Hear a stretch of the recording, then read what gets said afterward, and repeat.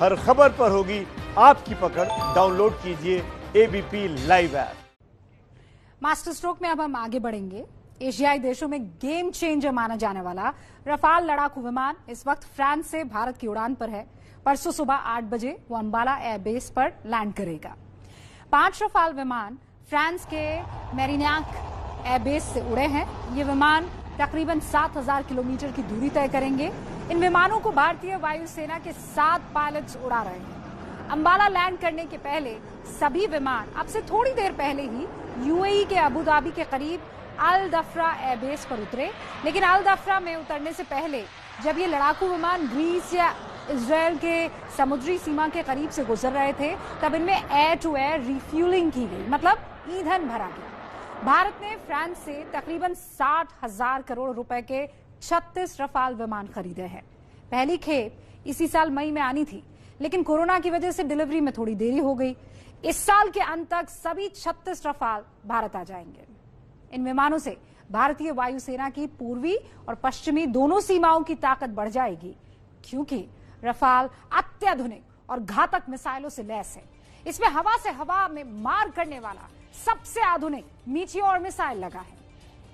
मीका और scalp cruise मिसाइलों से भी रफाल लैस होने वाला है। और खास बात यह है कि विमान की तकनीक में भारत की जरूरतों के हिसाब से रद्दोबदल यानी अहम बदलाव किए गए हैं। यह अजीब संयोग है कि आधुनिक क्रूज मिसाइलों से लैस रफाल विमान उस दिन भारत की धरती के लिए उड़ा जिस दिन हमारा देश मिसाइल मैन ऑफ इंडिया की 5वीं पुण्यतिथि मना रहा था और मना रहा है। इसे भारत की ओर से पूर्व राष्ट्रपति डॉक्टर एपीजे अब्दुल कलाम को दी गई श्रद्धांजलि ही मानी जा सकती है। 27 जुलाई 2015 को डॉक्टर कलाम का निधन हुआ था। उन्हें मिसाइल मैन इसीलिए कहा जाता है क्योंकि उन्होंने भारत को मिसाइलों के मामले में आत्मनिर्भर बनाया। पृथ्वी, अग्नि, त्रिशूल, आकाश और नाग जैसी 5 घातक मिसाइलें कलाम साहब ने भारत को दी।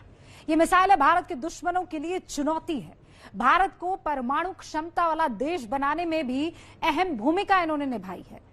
देहांत से पहले एपीजे अब्दुल कलाम ने डीआरडीओ चीफ सतीश रेड्डी को बुलाकर रीयूजेबल मिसाइल सिस्टम की तकनीक पर काम करने की सलाह दी थी।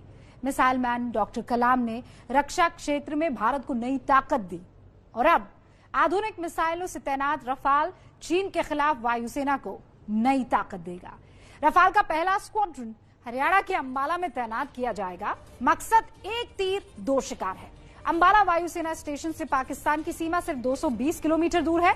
खबर यह भी है कि भले ही स्क्वाड्रन का मुख्यालय अंबाला हो, लेकिन रफाल विमानों को लद्दाख सेक्टर में तैनात किया जाएगा ताकि चीन पर भारत की सामरिक बढ़त बनी रहे। हालांकि अंबाला में रफाल के पहले स्क्वाड्रन की तैनाती के पीछे कुछ बुनियादी कारण भी है। अंबाला में रफाल के नए पायलट्स की ट्रेनिंग के लिए सिमुलेटर ट्रेनिंग का इंतजाम है। लोकल फ्लाइंग के लिए ज्यादा एयर स्पेस वहां मौजूद है। करगिल और बालाकोट एयर स्ट्राइक के दौरान मिराज 2000 लड़ाकू विमानों ने अंबाला से ही उड़ान भरी थी। जगुआर लड़ाकू विमानों के 2 स्क्वाड्रन भी अंबाला में ही तैनात है। इन जानकारियों से अलग आपके लिए यह जानना भी जरूरी है कि आखिर रफाल का इतना महिमा मंडन क्यों हो रहा है। रफाल की वो कौन सी सक्सेस स्टोरीज है जो इसे आसमान का सिकंदर बनाती है। नई जानकारियों के आधार पर तैयार हमारी ये रिपोर्ट आज आपको रफाल से जुड़ी बहुत सारी अहम और नई जानकारियां देगी।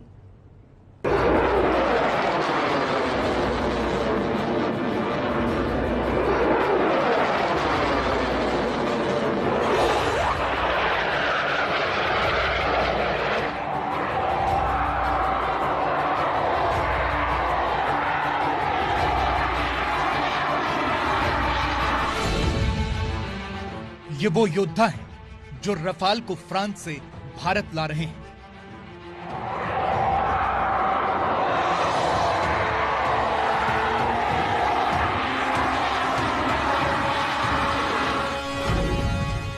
तस्वीर में बाएं से पहले हैं ग्रुप कैप्टन हरकीरत सिंह, जो रफाल की 17वीं स्क्वाड्रन के कमांडिंग ऑफिसर हैं। रफाल की पहली स्क्वाड्रन का नाम गोल्डन एरोज है और यह है गोल्डन एरोज का वो बैज जो ये पायलट अपनी वर्दी पर लगाएंगे। फ्रांस में भारत के राजदूत जावेद अशरफ ने रफाल को भारत की पहली अंतर्राष्ट्रीय उड़ान पर रवाना किया।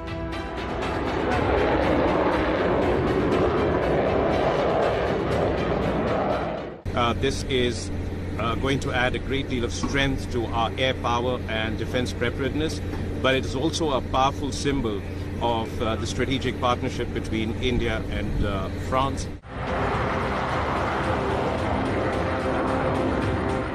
रफाल की रेंज 3700 किलोमीटर है। इसका मतलब यह हुआ कि यह एक ही उड़ान में पाकिस्तान से चीन की पूरी सरहद तक उड़ान भर सकता है। जरूरत पड़ी तो दुश्मन सीमा में बहुत अंदर जाकर भी हमले कर सकता है। रफाल को यह ताकत मिलती है उसमें लगी मिसाइलों से।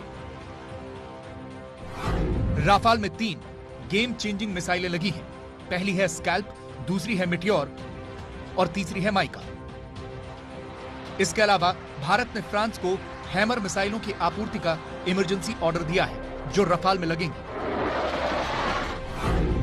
हैमर मिसाइल हवा से जमीन पर मार करने में सक्षम है। 60 से 70 किलोमीटर के दायरे में यह किसी भी बंकर या ठिकाने को तबाह कर सकती है। लद्दाख जैसे सीमावर्ती क्षेत्रों में यह बेहद कारगर है। ये बहुत जल्दी ऑपरेशनलाइज होंगे और ये बहुत ही जबरदस्त गेम चेंजर है, एक फोर्स मल्टीप्लायर है और ये एक ऑपरेशनल पंच ऐड करते हैं।